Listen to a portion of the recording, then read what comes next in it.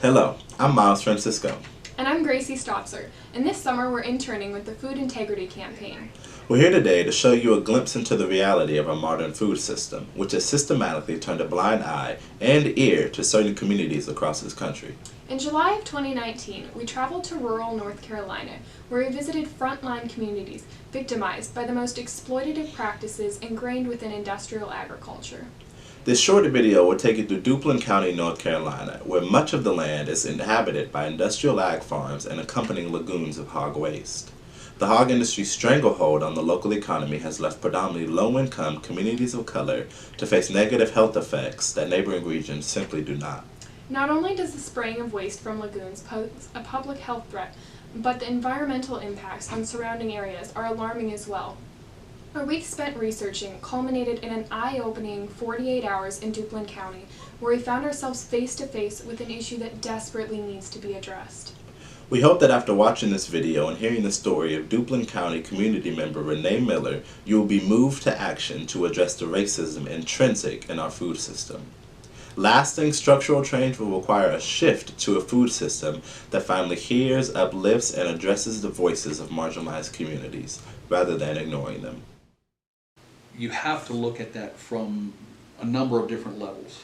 Now, being environmentalists, that's kind of our focus, but that has just by nature an environmental justice aspect to it. So we really started looking at where these facilities are located in comparison to communities of color. Black, Hispanic, some Native American, low income. Communities that do not typically have the voice, they don't have the financial ability to do anything significant about the situation that they've been placed under. These communities were here first, is a key thing to remember with this issue. It was been the last 25, 30 years that these swine CAFOs, hog CAFOs, have started to show up in eastern North Carolina, to the point where there are now 2,400 hog lagoons in North Carolina.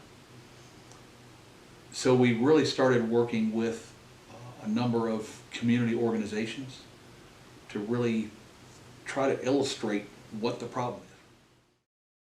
I've been here in 1979 at first. My mother was here. There was no homeless. And then I left and found a house in Warsaw and I rent. And then I moved back when my mother got sick. And I moved back here and my mother died in 95. I moved in 97. The hog house right there was not there. And later on in years, by him being the sheriff, he's the sheriff himself. He Duplin County Sheriff Department.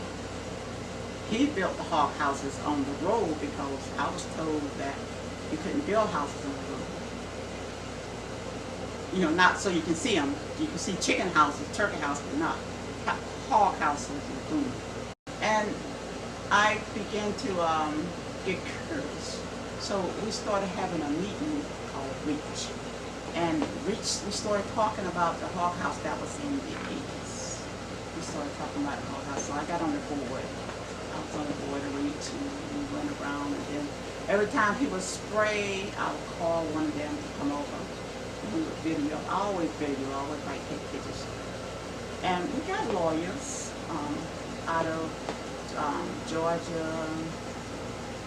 Got a lawyer out of Virginia, but they was paid off. We probably had 5 lawyers. We went to Jamesport, Duplin County. We went to Raleigh to the legislature. We got thrown out of there. I was talking about the hog house because they said he was wrong. We said, why don't y'all come down to our area and see what we're talking about? And so we decided that we would get some of the hog lagoon, hog poop, and take it and put on the legislative green grass. That was the best. That was good. So we all got thrown out. So we did that. So we went back and forth. We went to Wilmington. We went to Rocket Mount. We had meetings all over. But there was nothing never did until probably 6 years ago.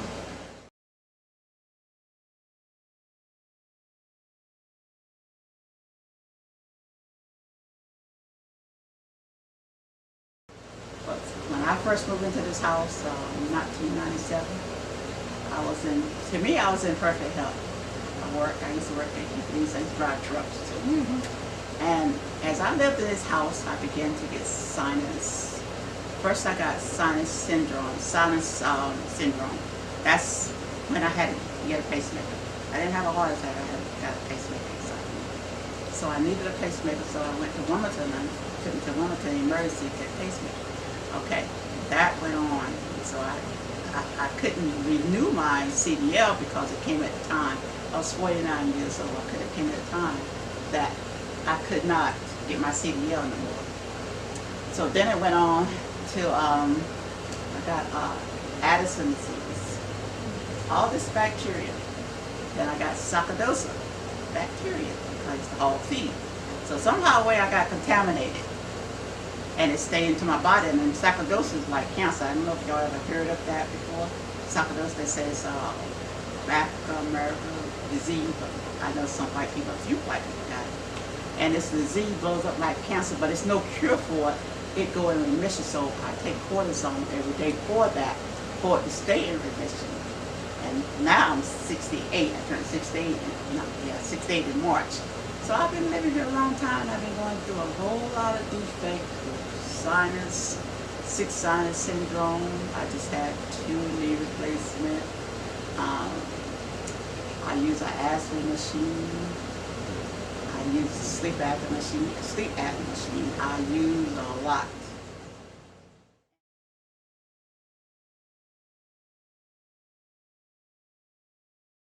Complain so much in daytime, but the mist be on my car, so I know it, I can smell.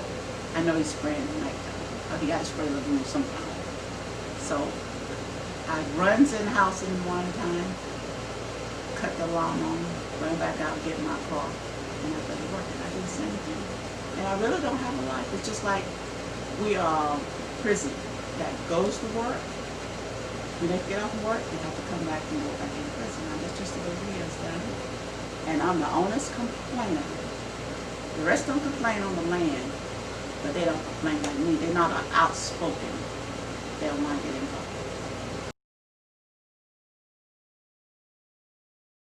Other than somebody, they have had people come by and like, they know what time I go to work, what time I get off work. They had somebody come by, and as I get ready to go out to my car, somebody stops right in my driveway, quick, take a picture, and smile at people. With shades on, but I don't know who it is. So they watch me like a hawk. When I'm not here, they come to my house. They even took part of the, under the underpinning, you know, you got the things where they grease for the underpinning. They have taken one of them out.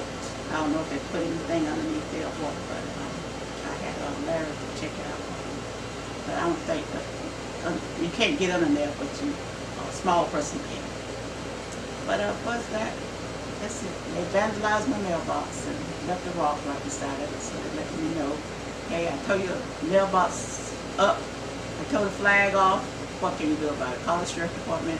They do.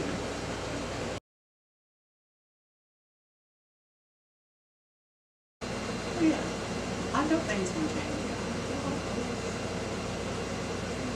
I might be dead and gone.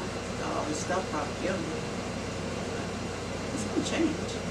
But I'm assuming that when I die out and my sister died out, which our children would inherit our land, my kids is not going to move here.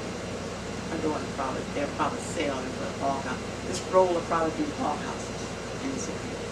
So I just live with it, but I keep talking. I walk outside, I live here, and I'm not afraid. You know, as long as I feel like I do my prayer, I do everything that the Bible speaks of, I'm going to be okay. And if you walk up and kill me, then you just kill me. That's the way I feel about it. I'm not afraid. Because I've been doing this for a long time.